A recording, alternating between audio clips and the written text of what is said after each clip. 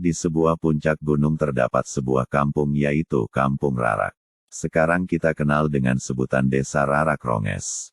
Warga kampung ini hidup rukun dan damai untuk memenuhi kebutuhan hidupnya. Warga kampung ini berladang secara berpindah-pindah. Mereka menanam padi dan sayur mayur dan bahkan menanam kunyit jahe serta kemiri. Suatu hari tersebarlah berita bahwa tentara Belanda telah tiba di Pulau Sumbawa dan mendarat di Sumbawa Besar. Warga kampung ini mulai cemas dan diliputi rasa takut. Mereka khawatir jangan-jangan Belanda akan datang ke wilayah mereka. Namun untuk sampai ke kampung ini, membutuhkan waktu berhari-hari dengan berjalan kaki dari Taliwang atau Taliang. Sehingga sedikit kemungkinan Belanda mengetahui keberadaan kampung ini. Ini terlintas di hati para warga, sehingga mereka merasa aman tinggal di kampungnya ini. Suatu hari seorang warga pergi menukarkan hasil ladang mereka ke kampung Bangkat Monteh dan kampung Lamontet. Hasil ladangnya berupa sayur mayur dan kemiri ditukarkan dengan kebutuhan pokok untuk beberapa hari ke depan. Sembari berkeliling membawa barang dagangannya, tanpa disangka-sangka dia mendengar kabar bahwa Belanda telah tiba di Taliwang. Warga ini tanpa berpikir panjang langsung bergegas pulang ke kampungnya untuk memberitahu warga yang lain agar bersiap siaga. Jika siang hari warga pagi-pagi sekali berangkat ke ladang dan jika malam hari lampu-lampu minyak tanah secepat mungkin dimatikan. Kampung ini sunyi seperti tak berpenghuni. Begitulah keadaan kampung ini setelah tersebar berita tentang keberadaan tentara Belanda di Taliwang. Mereka cemas jangan-jangan Belanda akan datang ke kampung mereka. Berhari-hari siang dan malam seluruh warga diliputi rasa takut dan cemas. Warga kampung ini tidak memiliki kekuatan apapun untuk melawan Belanda jika benar-benar Belanda datang ke kampung mereka. Tidak perlu takut terhadap tentara Belanda, aku akan melawannya walaupun aku mengorban jiwa raga bahkan nyawaku, seseorang berkata kepada warga yang kelihatan cemas dan takut. Orang tersebut bernama Majid. Namun kata-kata Majid tidak membuat warga lain merasa aman. Mereka diam saja mendengar apa yang dikatakan oleh Majid ini. Hari yang ditakuti dan dicemaskan ternyata terjadi. Terdengar kabar bahwa tentara menuju ke kampung mereka setelah beberapa hari tinggal di wilayah Sapugara. Seluruh warga mengumpulkan barang-barangnya dan bergegas meninggalkan kampung mereka. Namun Majid dan ketiga saudaranya tetap berada di kampungnya dan membiarkan seluruh warga mencari tempat bersembunyi. Majid merasa iba melihat warga kampungnya ketakutan sehingga dia pun menyuruh warga-warga untuk meninggalkan kampung ini. Jangan biarkan tentara Belanda menginjakan kaki di kampung kita, kata Majid kepada ketiga saudaranya. Apapun yang terjadi kita harus melawan tentara Belanda. Mulailah Majid dan ketiga saudaranya menyiapkan senjata mereka seperti tombak atau buja dan golok.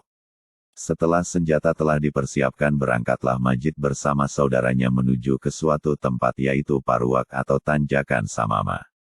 Setiba di tempat itu Majid mulai mengintai kedatangan tentara Belanda yang akan melintasi tempat Majid mengintai tersebut. Dalam pengintaian Majid menugaskan kepada ketiga saudaranya mengintai dari tempat yang berbeda. Seketika Majid mendengar suara derap sepatu. Majid memberi isyarat kepada saudaranya untuk berada di tempat yang telah ditentukan. Ketiga saudaranya ini setengah mengendap-endap menempati posisi masing-masing. Dengan jelas dari atas ketinggian Majid melihat tentara Belanda yang bersenjata lengkap menuju ke arah mereka. Sejenak Majid menggosok kedua telapak tangannya lalu diusap ke wajah dan seluruh tubuhnya. Lalu Majid berdiri di antara pohon beringin besar sambil menggenggam sebilah tombak dan golok terselip di pinggang sebelah kirinya. Setelah Belanda sudah dekat tepat di hadapannya Majid memberi isyarat kepada ketiga saudaranya untuk mulai menyerang. Serempak mereka menyerang tentara Belanda.